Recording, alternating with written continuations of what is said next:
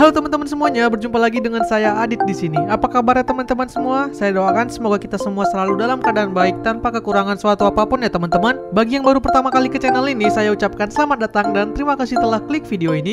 Bagi teman-teman yang belum klik tombol subscribe, yuk silahkan diklik tombol subscribe-nya beserta tombol loncengnya juga ya, supaya tidak ketinggalan video-video terbaru dari channel ini dan saya pun akan semakin semangat untuk membuat konten terbaik bagi teman-teman semuanya. Thank you guys.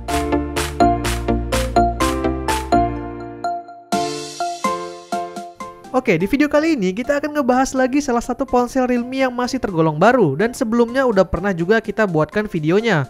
Namun di video sebelumnya kita hanya melakukan pengetesan gaming ya, dan kalau yang belum nonton silahkan cek linknya ada di atas.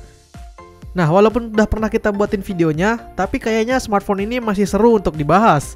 Jadi khusus untuk Realme 6 ini saya buatkan video yang lain mengenai kelebihan-kelebihan dan kekurangan-kekurangannya. Karena menurut saya smartphone ini cukup menarik dan menawarkan banyak inovasi di kelasnya ya. Teman-teman yang sedang cari smartphone dan punya budget 3 jutaan, wajib memasukkan smartphone ini ke dalam daftar calon smartphone yang akan dibeli. Nah, setelah masuk ke dalam daftar, sekarang teman-teman kan perlu mengetahui apa aja sih kelebihan-kelebihan dan kekurangan dari si Realme 6 ini. Karena itu yuk kita bahas bersama dan silahkan disimak video ini sampai habis ya teman-teman.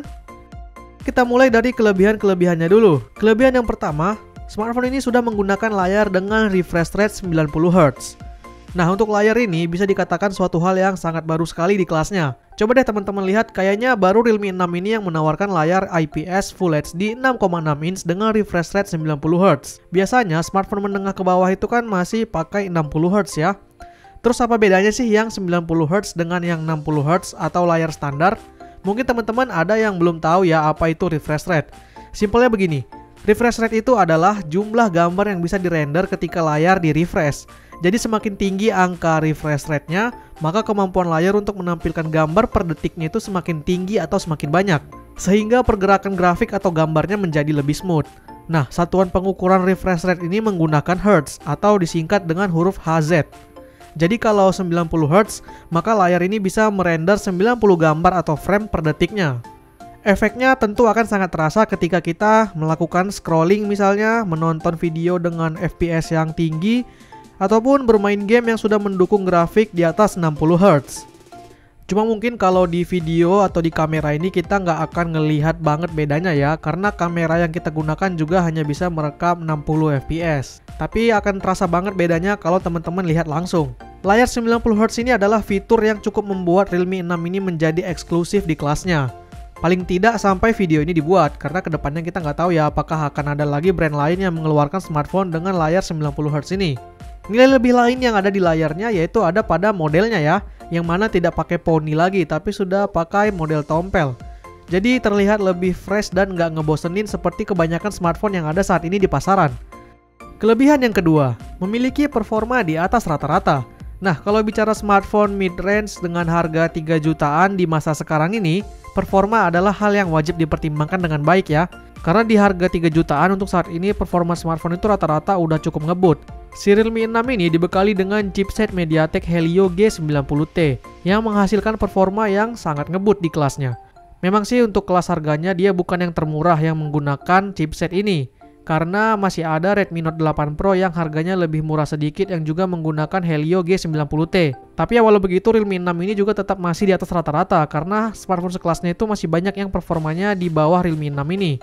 Berkat penggunaan chipset tersebut, skor Antutunya mencapai 292.724, hampir mencapai 300 ribuan ya.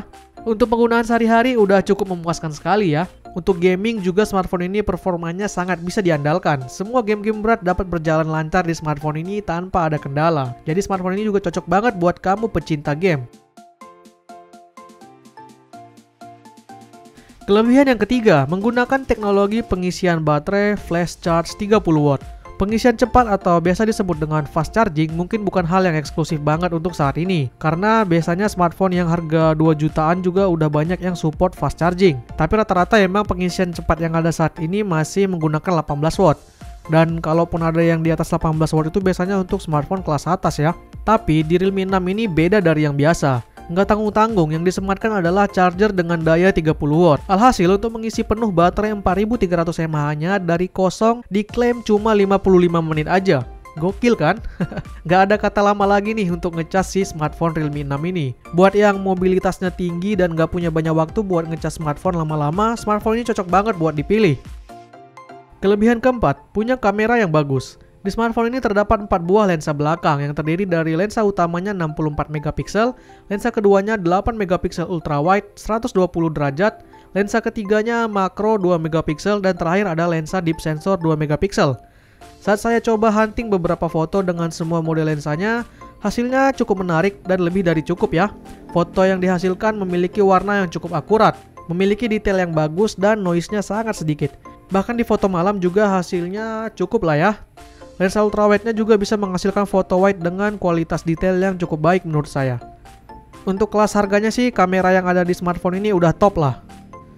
Kelebihan yang kelima, punya sidik jari di bagian samping. Nah, kalau ini sebenarnya relatif sih ya, nggak semua orang ngerasa ini kelebihan. Kalau berbicara sidik jari yang berada di samping atau side mounted fingerprint, ini bukanlah hal yang baru lagi, karena di zaman dulu pernah ada smartphone yang menggunakan model seperti ini di smartphone-nya. Kalian pasti tahu smartphone apa? Yap, dia adalah Sony. Kemudian tidak lama setelah itu, fingerprint smartphone lain semuanya hampir ada di bagian belakang. Bahkan yang terbaru menggunakan in-display fingerprint atau fingerprint di dalam layar. Karena kalau pakai fingerprint di samping seperti ini yang menyatu dengan tombol powernya, rasanya lebih mudah dan praktis aja gitu diaksesnya. Karena kalau begini kita tidak perlu mengoperasikan 2 jari, cukup dengan 1 jari saja yaitu jari jempol, kita bisa mengakses tombol power sekaligus fingerprint. Dari segi estetika juga membuat tampilan belakang smartphone-nya jadi lebih clean. Buat orang-orang awam yang nggak tahu kalau ada fingerprint begini pasti ngira smartphone ini nggak ada fingerprintnya karena dia ngelihat di belakangnya polos. Oke, itu tadi dia kelebihan-kelebihan dari si Realme 6 ini dibandingkan rata-rata smartphone lain yang ada di kelasnya. Sekarang kita lanjut bahas kekurangannya. Untuk kekurangan ini nggak banyak sih. Oke, ini dia. Yang pertama, belum ada NFC. NFC atau Near Field Communication untuk zaman sekarang menurut saya adalah fitur yang cukup penting. Terutama untuk orang yang tinggal di daerah perkotaan yang sudah banyak menerapkan sistem pembayaran cashless. Dengan adanya NFC ini, kita jadi mudah untuk melakukan pembayaran. Misalkan kalau kamu mau top up saldo e-money misalnya, atau mau melakukan pembayaran langsung menggunakan smartphone juga bisa. Dan untuk transfer data juga bisa ya. Untuk smartphone kelas harga 3 jutaan sebenarnya bukan hal yang mustahil untuk menghadirkan fitur koneksi ini. Tapi ya balik lagi sih ya, mungkin nggak semua orang butuh NFC. Tapi kalau misalnya Realme ngasih NFC di Realme 6 ini, pasti fiturnya jadi komplit banget dan mungkin udah nggak ada lagi pertimbangan buat nggak milih si Realme 6 ini.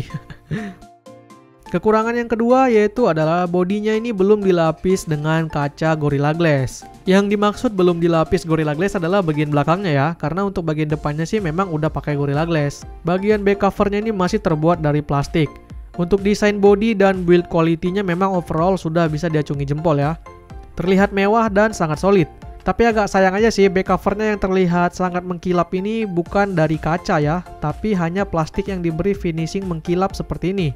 Seandainya ini benar-benar dari kaca, pasti akan terlihat jauh lebih mewah lagi dan yang pastinya nggak akan mudah kegores ya bagian belakangnya.